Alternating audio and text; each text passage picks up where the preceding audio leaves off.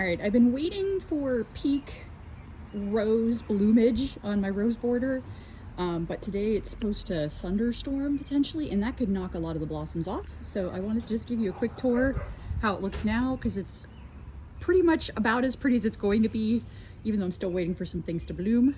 So we're gonna start here with my Sunshine Daydream Rose, which is a memorial rose to my dog Pugsley, rest in power, who always liked to pee on the prettiest parts of my garden. Up next is At Last Rose. This is from Proven Winners. It's a floribunda, which means, like you can see here, there's going to be lots of blooms on each stem. It's the same way for Sunshine Daydream, I should say too. But At Last has this really pretty, more apricot color that goes very nice with the yellow. Like here's a really pretty fresh blossom. At Last also has a really nice fragrance to it as well. Sunshine Daydream not so much. It smells nice, but you can actually smell more fragrance coming off of this one. And next we move into our reds. This is Hot Cocoa, another floribunda, I believe. Yeah, look at the beautiful raindrops on roses, right? This one I loved because it has sort of a smoky red color. And I first saw it at the Portland Rose Test Garden and just kind of fell in love with it. So I was excited to be able to grow it here, and it's been very healthy. So I'm grateful for that too, because not all the super famous roses do well without fussing.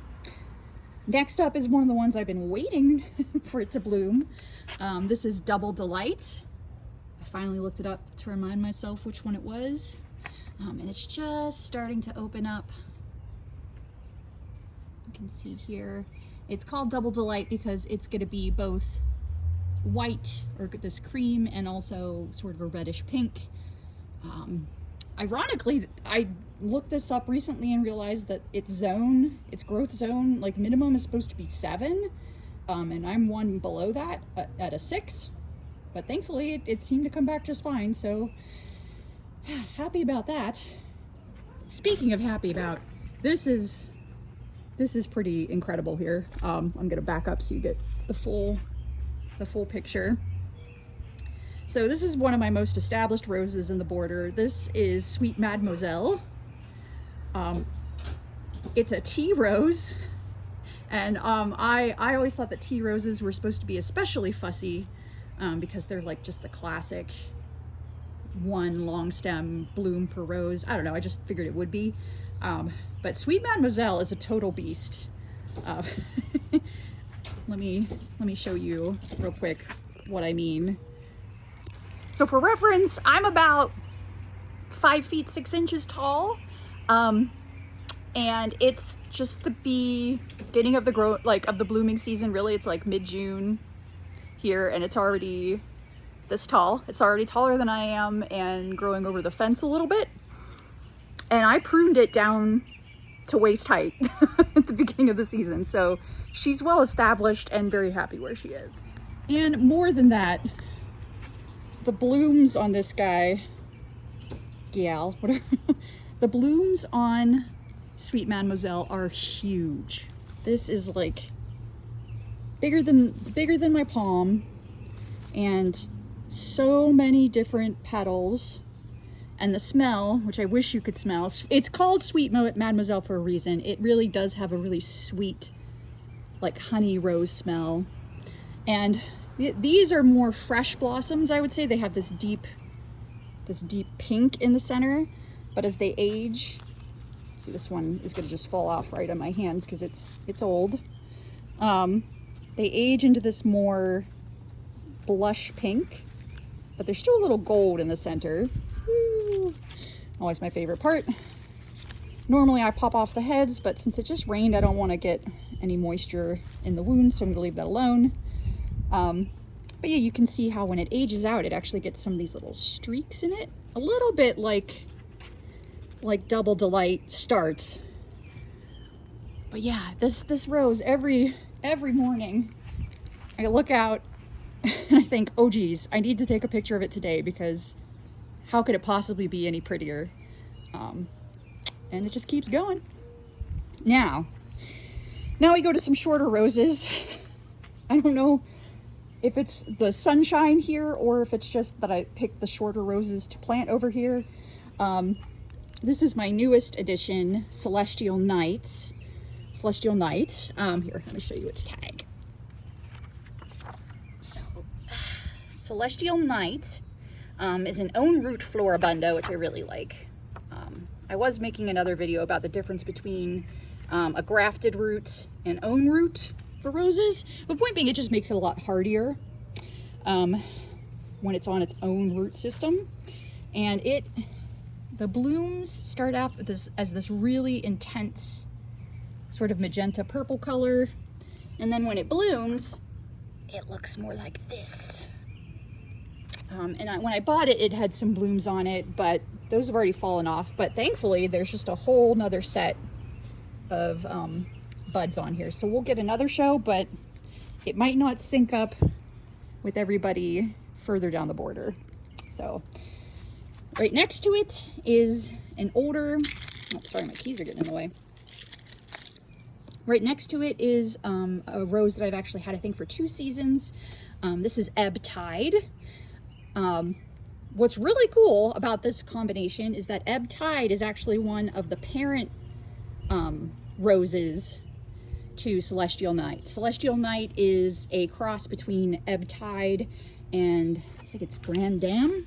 Let's see if it says. I'm trying to remember. Boo, boo, boo, boo. Yes. So if you look down on here, parentage is Ebb Tide and Grand Dam. So actually the blossoms are pretty similar, I would say, between Ebb Tide and Celestial Nights. It's like a magenta purple. Now, it's also temperature dependent because this rose, when it's cold, the blossoms actually become more deep smoky purple, which is fantastic. But when it's hot like this, they are more this magenta color. So that's kind of cool, getting different blossom colors with different temperatures. The fragrance is like 20 times stronger and better on Ebb Tide than what I could get off Celestial Night, but that's okay. This is like a really, I would say like a spicy rose fragrance, like almost like it has clove in it. So good. All right, so we're moving out of the purples and into some more pinks. Oh, this looks so good. This is Pinkerbell. Ooh, I just love that. Oh my gosh. It's interesting because some of the blooms, maybe when it's aged, I'm not sure, but sometimes the blooms are very just creamy. I think this one is older though, but regardless, you can see why it's called Pinkerbell. This looks like it's another tea rose potentially. I start to lose track. Although I will say that these two definitely are floribundas of some sort, or maybe a grandiflora. I sometimes get them mixed up, but usually a tea rose is going to be one blossom per stem. Oh no, wait. Well, yeah, I might be wrong because up here I see a whole bunch. So, might have that wrong. Apologies. I think this is the 2nd year for Pinkerbell. It's funny, this one is so much smaller. So it's still getting established. Ebb Tide had a really tough time last year. A lot of my roses did. I think we had kind of a warm spring and then we had a cold snap. But they're coming back, and I'm gonna baby them extra this year with fertilizers and such. So fingers crossed everybody gets a little stronger. I don't know if they'll ever get as strong as Sweet Mademoiselle. Just don't know. All right, but anyway, final rose in my border here.